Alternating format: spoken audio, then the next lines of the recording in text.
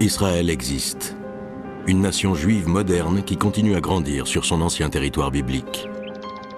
L'architecte de cette renaissance héroïque est David Ben-Gourion. Je pense qu'il est l'homme d'État le plus marquant et le plus surprenant de toute l'histoire du peuple juif. Cet effort herculéen s'est étalé sur près de 50 années et a coûté très cher à Ben-Gourion sur le plan personnel. Il est resté toute sa vie un homme très seul. David Ben-Gourion avait une épouse, Paula, mais il était avant tout marié à la cause nationale. Visionnaire, téméraire, imprévisible. Tel un Moïse des temps modernes, David Ben-Gourion a ramené les Juifs sur leur antique terre promise et il a marqué l'histoire de son empreinte. Voici son portrait.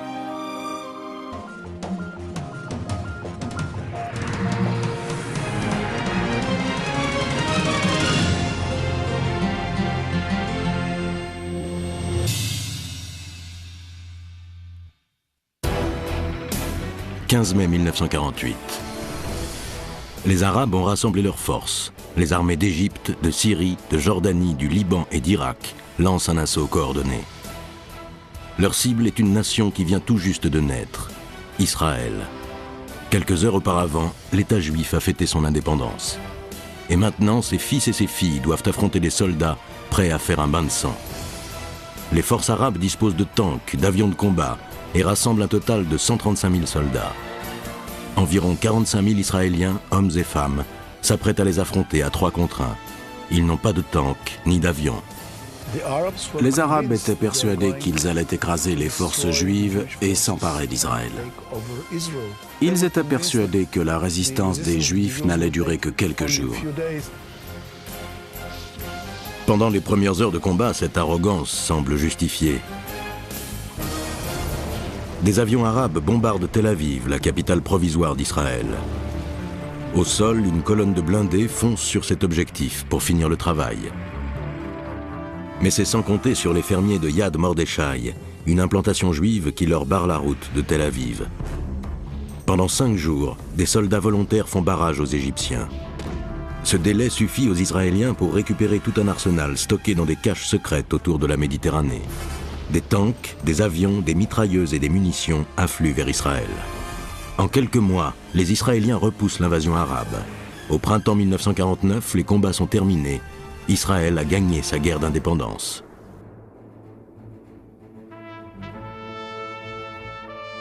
Le cerveau de la défense israélienne et le flambeau qui a éclairé la naissance de cette nation est un homme trapu de 62 ans, auréolé par des mèches blanches de grand-père, David Ben-Gourion. Je pense qu'il est l'homme d'État le plus marquant et le plus surprenant de toute l'histoire du peuple juif.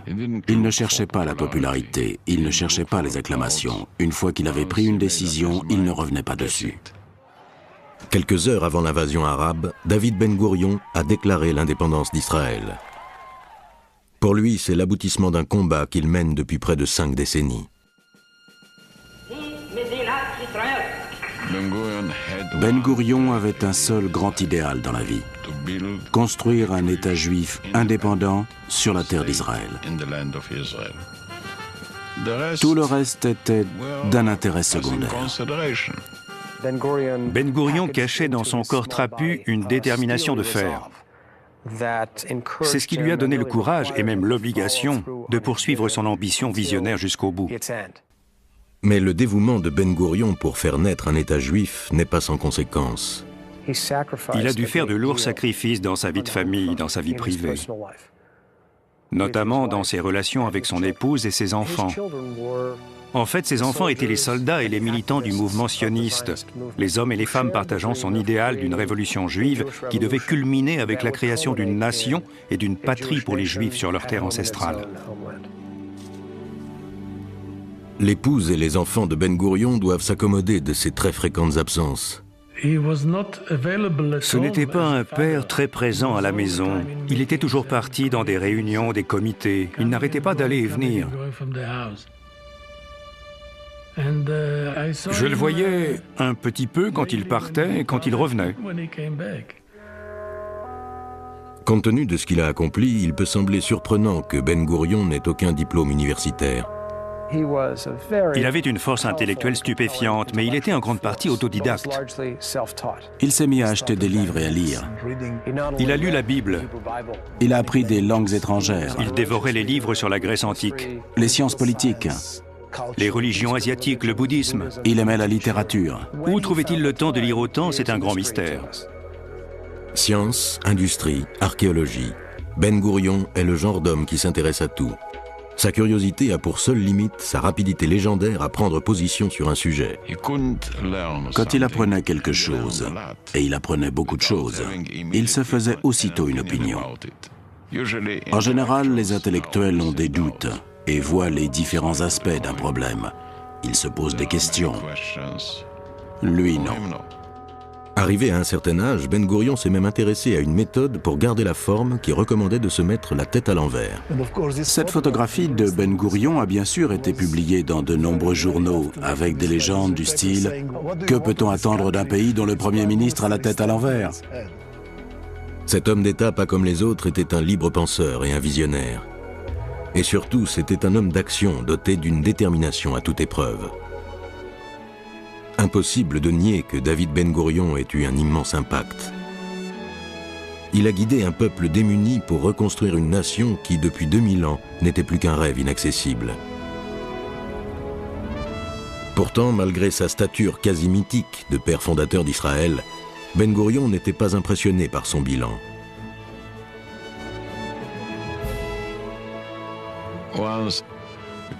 Un jour, il est venu dans une école et il a parlé devant des enfants de 12 ou 13 ans. Une petite fille a levé la main. « Monsieur Ben Gourion, quel est le jour où vous avez été le plus content de vous ?» Ben Gourion l'a regardé droit dans les yeux, il a réfléchi un instant et il a répondu « Je n'ai jamais été content de moi. » C'est quoi être content de soi? Comment on peut être content de soi? Je n'ai jamais été content de moi. Parce que dès qu'on commence à être content de soi, on arrête de penser, on arrête de créer, on arrête de travailler. On est juste content de soi.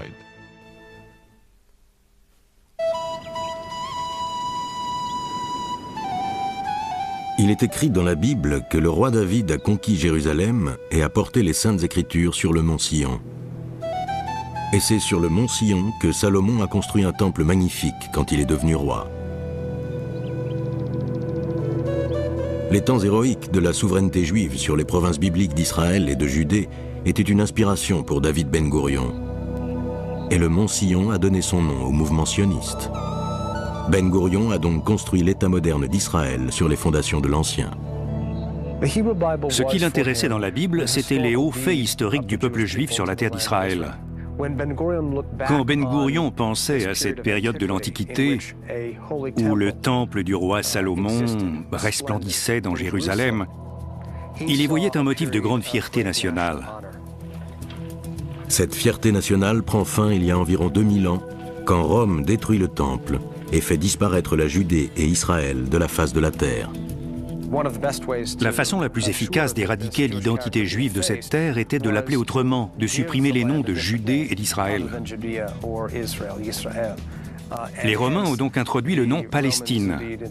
Les noms de Judée et Israël n'ont plus été utilisés et ont disparu. Après la conquête, de nombreux Juifs quittent la Palestine romaine.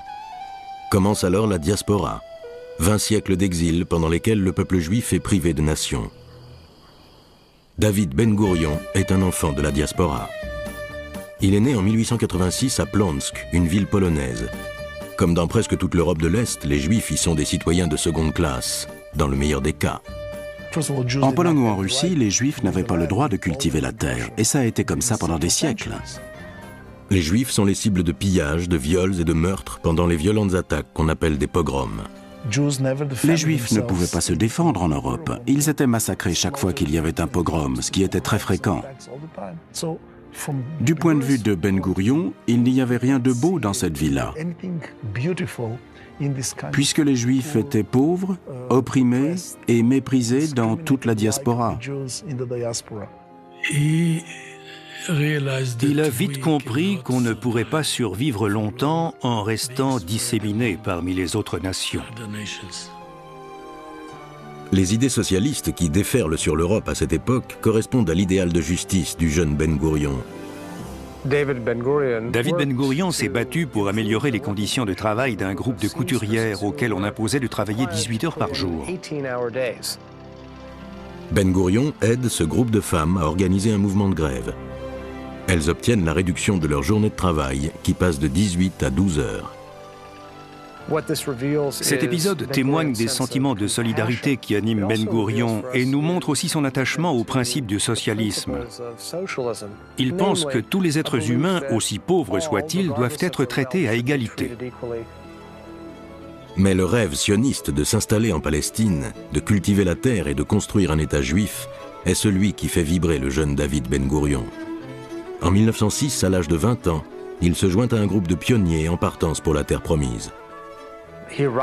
Quand il arrive sur place, il est animé par toute la ferveur et l'espérance d'un jeune sioniste.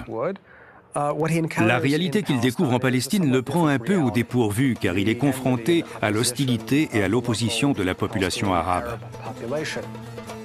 Ben Gourion a très vite ressenti cette hostilité.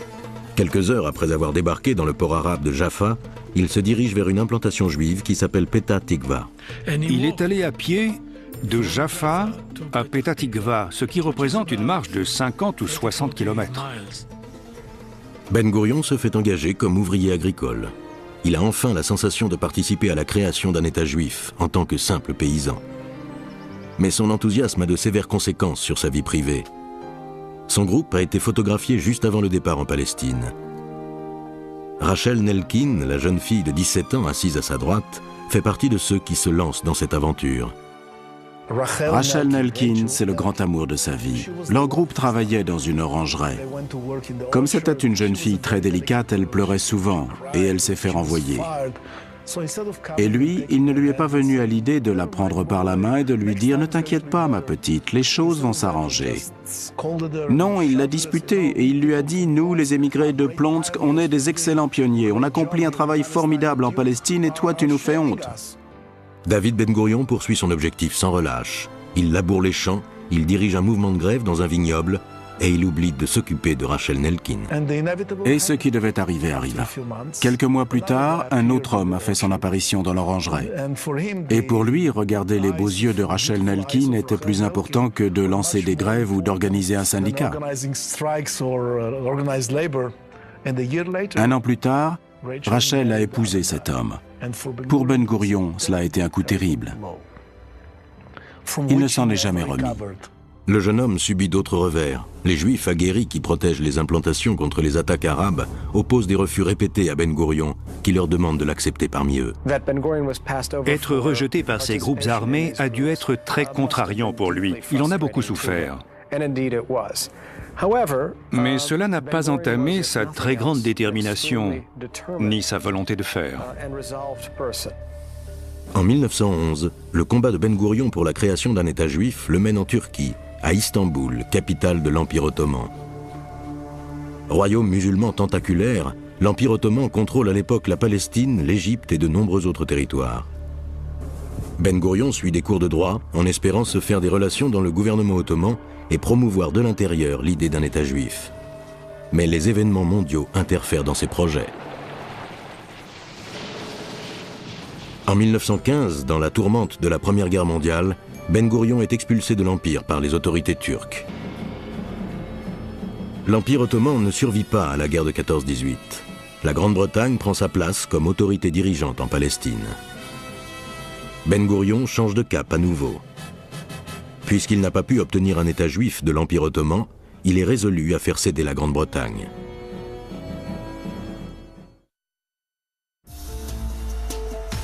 Au fil des ans, l'Amérique a offert une nouvelle vie à des millions d'immigrants.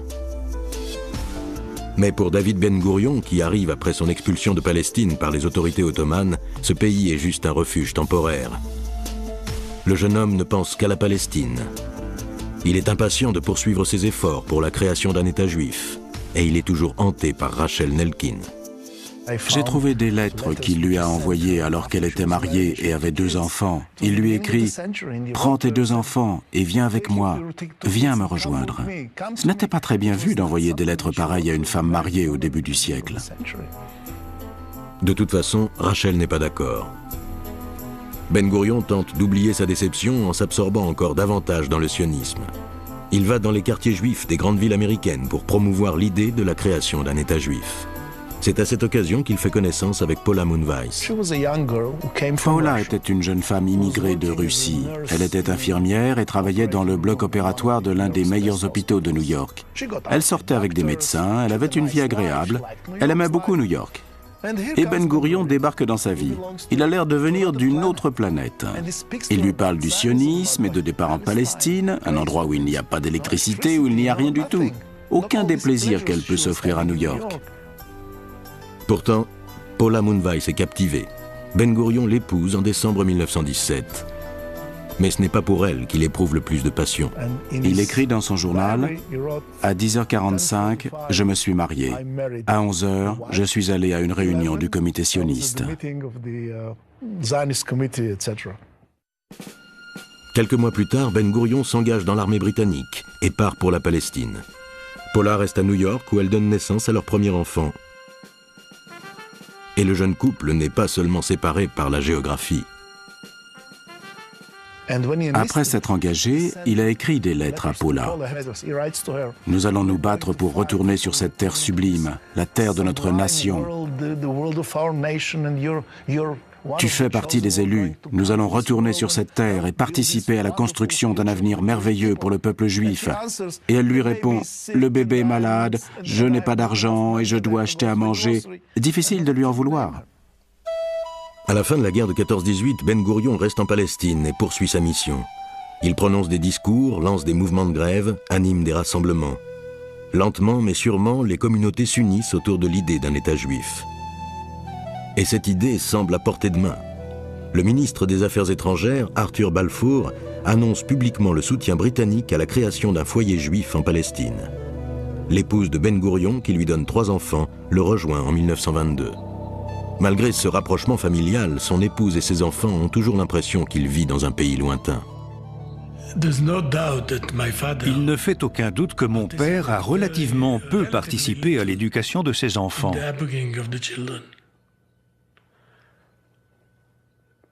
Il lui arrivait de se renseigner sur ce qu'on étudiait à l'école, de nous demander si on travaillait bien. Mais ce n'était pas lui qui allait à l'école pour parler avec les professeurs. Ce n'était pas lui qui devait supporter les remontrances à mon sujet. C'était ma mère. Paula s'occupe des enfants, Ben Gourion s'occupe de la révolution sociale. Mais tous deux désirent avoir un véritable partenaire à ses côtés, et tous deux sont cruellement déçus. Il lui a envoyé une lettre poignante au début des années 30. Il lui a dit à peu près « Je t'écris tout le temps, j'ai besoin de ton soutien, et tu ne me réponds pas. J'ai l'impression d'être tout seul dans un désert de glace. »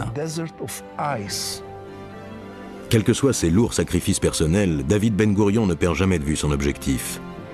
À la fin des années 30, il prend la direction du gouvernement juif intérimaire sous autorité britannique.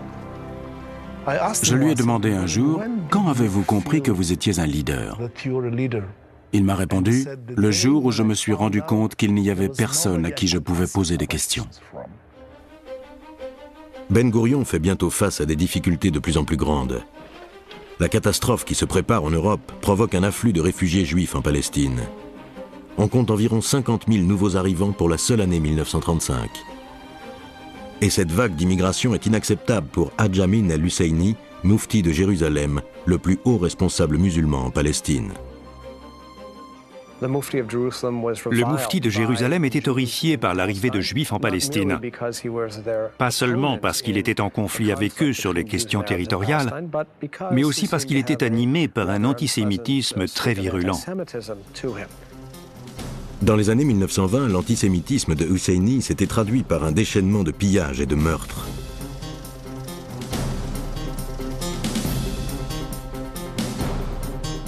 Pour se protéger, les Juifs avaient constitué une force de défense clandestine connue sous le nom de Haganah. Entre 1936 et 1939, le Moufti provoque une longue série d'émeutes. Des Juifs sont tués à nouveau, mais l'intervention de la Haganah limite le nombre de victimes. Husseini voit déjà plus loin. Il veut faire pression sur la Grande-Bretagne pour qu'elle bloque le projet de création d'un État juif. Les Britanniques se laissent convaincre. En 1939, dans un document appelé le Livre blanc, la Grande-Bretagne expose une nouvelle politique qui pourrait avoir été décidée par le Moufti lui-même. Les Juifs n'auront plus le droit d'acquérir des terres. L'immigration juive sera d'abord réduite et progressivement stoppée. Il y aura un État arabe en Palestine, mais pas d'État juif. À un moment où la vie des Juifs d'Europe était de plus en plus menacée, ce revirement est ressenti comme un coup cruel par les sionistes en Palestine. Quelques mois après que les Britanniques ont pris position contre la naissance d'un État juif, la machine de guerre nazie déferle sur l'Europe. En Palestine, Husseini forme une troupe de SS musulmans avec le soutien des nazis. Comme Hitler, son but avoué est d'exterminer les Juifs. Les Juifs se tournent vers David Ben Gourion pour se sortir de cette situation dramatique. Il a dit « Nous devons lutter contre le Livre blanc comme s'il n'y avait pas la guerre contre les nazis, et nous devons aider les Britanniques à lutter contre les nazis comme s'il n'y avait pas le Livre blanc. » Ben Gourion et la Haganah se préparent activement à la guerre. Ils font passer le plus possible d'immigrants juifs en Palestine, de futurs soldats pour l'armée qui va naître. Des armes sont fabriquées dans des ateliers clandestins et un véritable arsenal est constitué. À la fin du conflit, David Ben Gourion sera prêt à passer à l'action.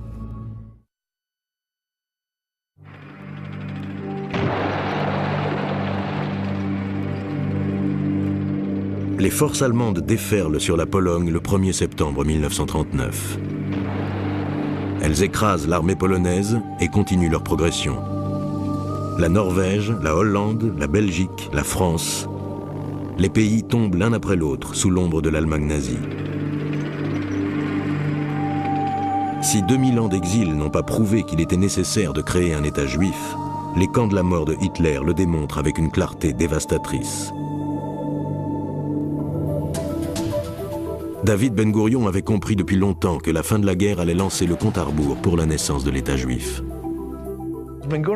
Ben Gourion sentait qu'à la fin de la guerre, la carte du monde allait changer. Des pays allaient disparaître et d'autres nations allaient être créées.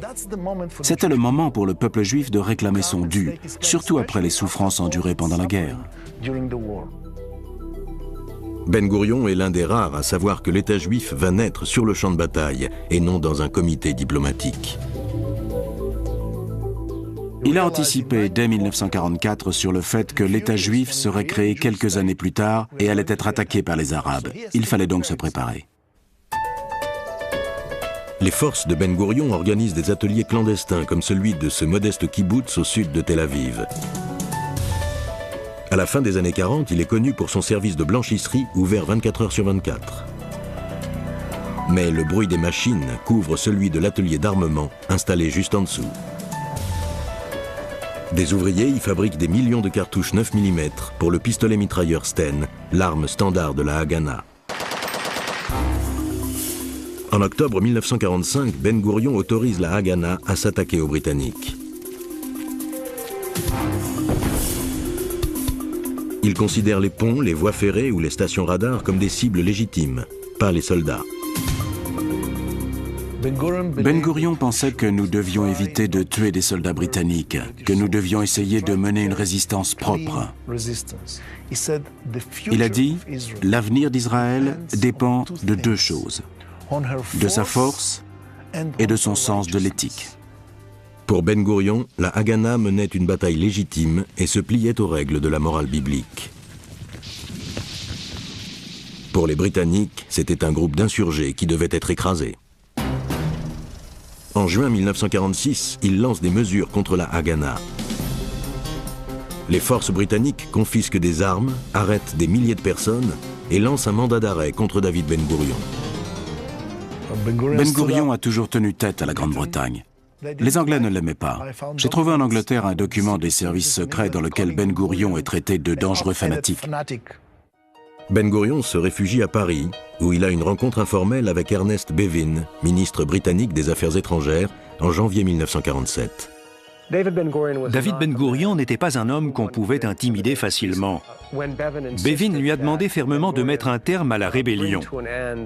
Ben Gurion a répondu « Non, nous continuerons la lutte jusqu'à ce que nous ayons atteint notre but ». Finalement, c'est Ernest Bevin qui recule. Peu après sa rencontre avec Ben Gurion, il se débarrasse de la question de la Palestine en la soumettant à l'Organisation des Nations Unies. Ben Gurion retourne en Palestine et rencontre les principaux dirigeants de la Haganah. La plupart d'entre eux ne se rendaient pas compte qu'ils allaient bientôt affronter plusieurs armées arabes et qu'ils allaient avoir besoin de tanks et d'avions. Un chef de la Haganah lui a demandé comment il allait résoudre ce problème. Ben Gurion a répondu « C'est très simple, je vais aller collecter de l'argent auprès des Juifs américains. Après, j'enverrai des hommes acheter toutes les armes qu'ils pourront trouver dans les surplus de la Deuxième Guerre mondiale. On les stockera dans des caches secrètes en Europe. Dès que l'État d'Israël aura été créé, on y fera venir les armes, on équipera notre armée et on gagnera la guerre. » Finalement, c'est Golda Meir, une sioniste venue du Wisconsin, qui part aux États-Unis avec un homme de confiance de Ben Gurion pour rassembler des fonds. Elle est revenue 3 mois plus tard avec 40 millions de dollars. À cette époque, en 1947, cela représentait beaucoup d'argent. Avec cet argent, Ben Gurion a envoyé ses hommes en Europe acheter des armes, comme prévu. Et ils les ont stockées en prévision du jour où l'État serait créé. Pendant ce temps, un comité de l'Organisation des Nations Unies en arrive à la conclusion que la Palestine doit être divisée en 2 États, un État arabe et un État juif. Le 29 novembre 1947, les Nations Unies se réunissent pour voter sur cette proposition historique. Afghanistan? Non. Argentine? Abstention. Sur toute la planète, les radios permettent de suivre la procédure en direct. Belgique? Oui. France? Oui. Le plan de partage exige une majorité des 2/3. Il l'obtient à 2 votes près. En Palestine, les Juifs déferlent dans les rues pour célébrer l'événement, bien qu'il soit plus de minuit. David Ben Gurion, lui, accueille la nouvelle avec un mélange de joie et d'inquiétude. Je lui ai demandé s'il était heureux qu'on ait obtenu la majorité des 2/3. Il m'a répondu « Amos, les problèmes ne font que commencer ». Il savait quelque chose que ceux qui dansaient dans les rues ne savaient pas. Il savait que du sang allait être versé, que beaucoup de gens allaient mourir. Les Arabes ont commencé à nous tirer dessus dans la nuit même. La Palestine plonge dans le chaos. Les Arabes votent contre le plan de partage en faisant parler les bombes et les fusils. Jérusalem est coupée de Tel Aviv. Des centaines de Juifs sont massacrés. Soudain, la naissance de l'État ressemble à un piège mortel. De nombreux dirigeants de la communauté juive internationale se sont affolés, ainsi que des dirigeants juifs en Palestine. Ils ont dit « Attendez un peu, peut-être qu'on fait une erreur. Vu la réaction qu'on provoque aujourd'hui, imaginez ce qui va arriver si on crée un État. On va se faire anéantir. » Le monde hésite, même les États-Unis reculent et cessent de soutenir le plan de partage. Ben Gurion a compris qu'il devait obtenir une victoire militaire pour montrer au monde extérieur et aussi à notre peuple que nous pouvions réussir. Il a donc monté l'opération appelée Narshon, pour laquelle il a rassemblé une force militaire de 1500 hommes. Aujourd'hui, ça n'a l'air de rien, mais à l'époque, rassembler une force armée de 1500 personnes en Palestine était une réussite colossale, digne de Moïse. Pour rassembler une force de 1500 hommes, Ben Gurion mobilise les soldats qui protègent les implantations dans tout le pays. De nombreuses communautés restent sans protection, mais Ben Gurion veut à tout prix que cette armée juive fonce jusqu'à Jérusalem. Le commandant arabe Abdelkader Husseini leur barre le chemin. Les Juifs attaquent son armée le 1er avril. Après plus d'1 semaine de combats acharnés, ils parviennent à rejoindre Jérusalem. Et au cours de cette opération, M. Husseini a été tué. C'était donc une fantastique victoire. Et elle a insufflé une grande confiance à la communauté juive de toute la Palestine. C'était 6 semaines avant la création de l'État juif. Ben Gurion subit diverses formes de pression. 1 semaine avant qu'Israël ne proclame son indépendance, Moshe Sharett, son envoyé aux États-Unis, est convoqué d'urgence par le ministre des Affaires étrangères, George Marshall.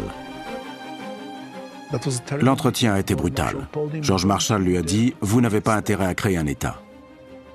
Vous allez être détruits. Et nous, les États-Unis, on ne vous donnera pas une seule cartouche. » Sharett est ressorti de cet entretien très secoué. Mais Ben Gourion a décidé que malgré tout le respect qu'on devait aux États-Unis, il fallait aller jusqu'au bout et proclamer la création de l'État juif. Dans l'après-midi du 14 mai 1948, le dernier représentant officiel anglais rejoint son navire et met le cap sur l'Angleterre.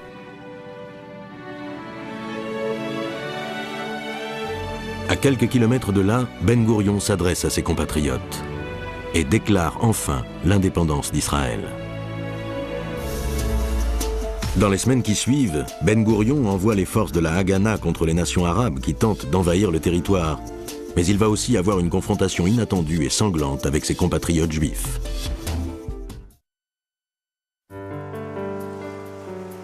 Aujourd'hui, la plage de Tel Aviv est une des plus belles d'Israël. Un paradis ensoleillé sur la côte méditerranéenne, longé par des hôtels confortables. Mais en juin 1948, en pleine guerre d'indépendance, cette plage est le théâtre d'un épisode douloureux pour le tout jeune État juif.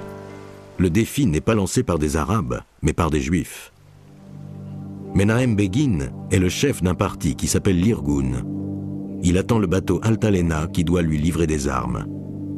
David Ben Gourion considère que l'armement de l'Irgun est un défi à l'autorité de l'État d'Israël. Il ne pouvait pas accepter l'existence d'un groupe militaire concurrent alors qu'une force israélienne de défense était déjà en place.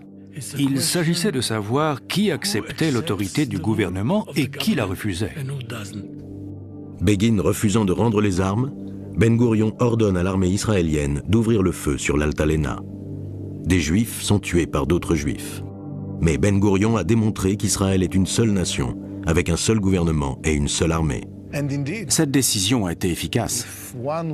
Quand on y repense aujourd'hui, on peut voir l'affaire de l'Altalena comme le moment où Israël a été accepté en tant que nation par le monde extérieur. Ben Gourion n'a pas hésité devant une confrontation mortelle avec l'Irgun. Mais la mort de jeunes Israéliens qui se battent pour l'indépendance lui est beaucoup plus difficile à supporter. Il répond personnellement à chaque lettre qu'il reçoit de la famille des soldats tombés au front. Pour mon père, c'était toujours terrible d'apprendre les pertes de l'armée, parce qu'il se sentait personnellement responsable de chaque soldat. Et il savait quelle horrible souffrance les familles ressentaient. Il savait que beaucoup de jeunes Israéliens allaient mourir, que les Arabes allaient attaquer dès que la naissance de l'État serait annoncée, et c'était pour lui une grande source d'angoisse. La guerre d'indépendance coûte la vie à 6000 soldats, c'est-à-dire 1% de la population. Mais leur sacrifice a donné aux Juifs du monde entier une nation qui renaît sur le sol de leurs ancêtres.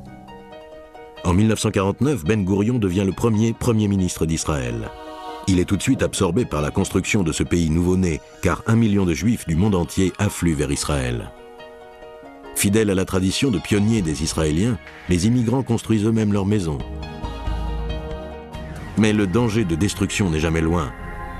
L'encre a à peine séché sur les accords d'armistice que l'Égypte et la Jordanie commencent à envoyer des terroristes pour massacrer des Juifs. Tout en organisant la résistance, Ben Gourion accompagne aussi les efforts économiques et les difficultés politiques de ce pays émergent. En 1953, Ben Gourion était un homme épuisé. Il avait mené la lutte pour la naissance de l'État juif, il avait dirigé la guerre d'indépendance, il avait guidé la nation tout juste née au milieu de tous les défis qu'elle avait rencontrés, notamment l'accueil de plus d'1 million de nouveaux immigrants, la création de nouvelles cités, et il était épuisé. Ben Gourion démissionne brusquement et se retire à Sde Boker, un kibboutz rudimentaire en plein désert du Negev.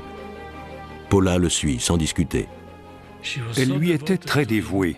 Bien sûr, elle se plaignait quand ça allait trop mal. Elle se demandait tout haut pourquoi il s'était laissé entraîner dans cet endroit. Mais d'un autre côté, elle était très fière de montrer à ses amis qu'elle était heureuse dans ce kibboutz avec mon père. Ben Gourion ne connaît la tranquillité du désert à Sde Boker que 14 mois. Enhardi par son arsenal de puissantes armes soviétiques, le leader égyptien Gamal Nasser menace Israël d'une nouvelle guerre.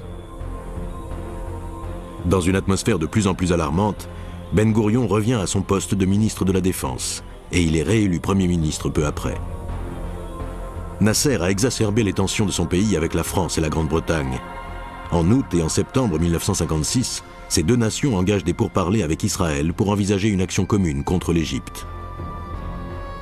Pour Ben Gourion, la Grande-Bretagne est un allié improbable. Moins de 10 ans auparavant, ce pays avait lancé un mandat d'arrêt contre lui. Il se méfiait des Anglais. Il ne les aimait pas, et les Anglais ne l'aimaient pas. Mais d'un autre côté, si le petit État qui avait failli être détruit dès sa naissance en 1948 parlementait avec de grandes puissances comme la France et l'Angleterre et devenait leur allié, ce serait une réussite fabuleuse. Ben Gourion procède quand même avec prudence. Ces deux hommes de confiance, Moshe Dayan et Shimon Peres, négocient un plan de bataille avec la France et l'Angleterre, sans trop savoir si Ben Gourion souhaite vraiment se lancer dans cette opération. On ne savait pas. Moshe Dayan et moi, on comparait les notes qu'on avait prises et on essayait de deviner la position de Ben Gourion, jusqu'au tout dernier moment. Quand Ben Gourion a dit « D'accord ». Les forces israéliennes attaquent le 29 octobre. Avec une habileté tactique impressionnante, Israël écrase rapidement les forces égyptiennes. L'opération a duré une centaine d'heures tout compris. La rapidité de cette opération et son intelligence tactique ont suscité une très grande admiration pour Israël. Tout le monde n'est pas favorablement impressionné par cette spectaculaire victoire israélienne. Ben Gourion subissait une pression terrible de la part de l'Union soviétique et de la part des États-Unis. L'Union soviétique a même menacé de détruire Israël avec ses ogives nucléaires. D'un autre côté, les Américains exerçaient eux aussi une très forte pression. Ben Gourion avait peur des Russes, mais il préférait donner satisfaction aux États-Unis. Ben Gourion retire ses forces du Sinaï, mais l'opération a quand même été très rentable pour les Israéliens. C'est l'agresseur qui a été puni, c'est-à-dire l'Égypte. Les troupes des Nations Unies sont restées en Égypte, dans le Sinaï et à Gaza de 1956 à 1967. Et Israël a eu 11 années de paix presque totale avec l'Égypte. Le résultat de cette guerre a donc été très positif pour Israël. La crise de Suez de 1956 est aussi une date importante pour une autre raison. À son arrivée en Palestine 50 ans auparavant, Ben Gourion aspirait à ce que les Juifs se débarrassent des séquelles de la diaspora. Les victoires de 1948 et de 1956 prouvent que les mentalités ont changé. Les Israéliens sont incontestablement des Juifs d'un genre nouveau. En 1963, Ben Gourion démissionne à nouveau. Il a dirigé Israël pendant 13 de ses 15 années d'existence. Il est plus tard élu au Parlement israélien, mais le flambeau a été passé à la nouvelle génération. Israël doit mener une autre lutte pour sa survie en juin 1967. Mais le lion de la vie politique israélienne amorce déjà sa sortie de scène.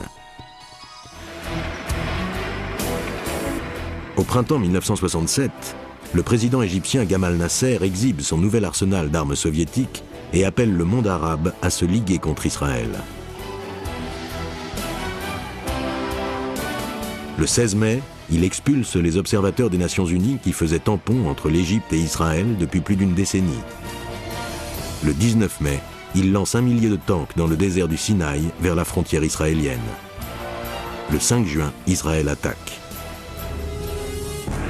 Ce qui va devenir connu sous le nom de guerre des 6 jours est une autre victoire israélienne remarquable contre une armée arabe en supériorité numérique à tous les niveaux, tanks, avions, artillerie et nombre de soldats. Contrairement à ce qui s'est passé lors des victoires de 1948 et de 1956, Ben Gourion est cette fois un simple spectateur. Une nouvelle génération a pris le commandement en Israël. David Ben Gourion, dans les années 60, semble un peu perdu. Il appartient à une époque révolue. S'exprimant souvent depuis sa retraite dans le désert du Negev à Sde-Boker, il semble n'être plus qu'une voix dans le désert. C'est une sorte de prophète perdu. Pourtant, le prophète vieillissant garde encore une certaine perspicacité. Il met en garde contre l'occupation des territoires occupés, où vit une nombreuse population arabe. La seule conquête qu'il fallait garder, selon lui, c'était Jérusalem. Dans l'euphorie qui suit la guerre des 6 jours, les conseils de Ben Gourion sont ignorés. Les territoires occupés sont effectivement devenus un boulet pour Israël. Le pays s'efforce depuis le début des années 1990 de se débarrasser de tout ou partie de ces territoires. C'est là qu'on se rend compte à nouveau de la grande sagesse et de la perspicacité de Ben Gourion. Tous les calculs de Ben Gourion ne sont pas aussi perspicaces. Dans les années 60, il fonde plusieurs partis politiques de plus en plus marginaux, dont l'influence est de plus en plus faible. Ce n'était plus le même David Ben Gourion que celui qu'on avait connu. Il avait indéniablement changé. Il ne réagissait plus aussi vite, aussi promptement aux événements politiques.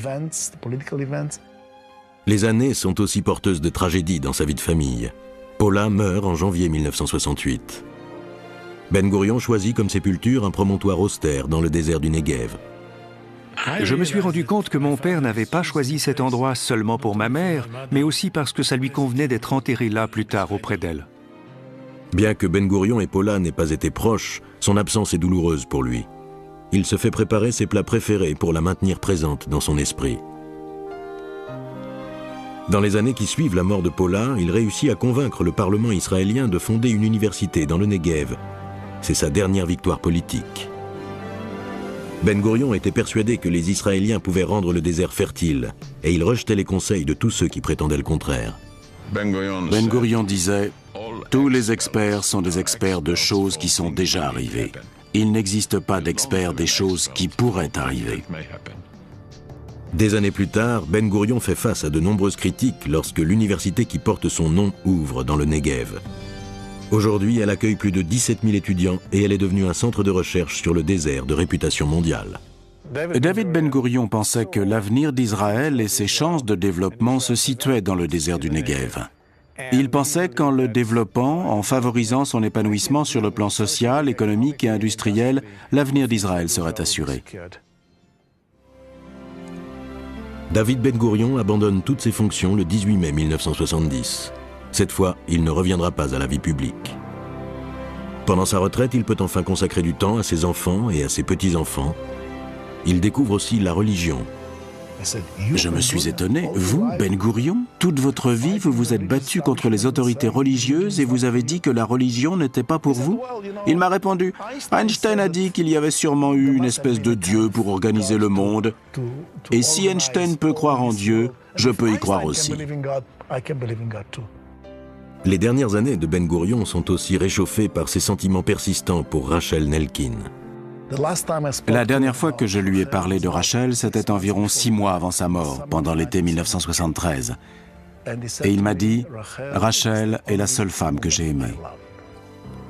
Rachel vient rendre visite à Ben Gourion pour la dernière fois à l'automne 1973, peu après qu'il a été victime d'une attaque cardiaque. Il meurt quelques jours plus tard. Plus d'un quart de siècle a passé depuis la mort de Ben Gourion.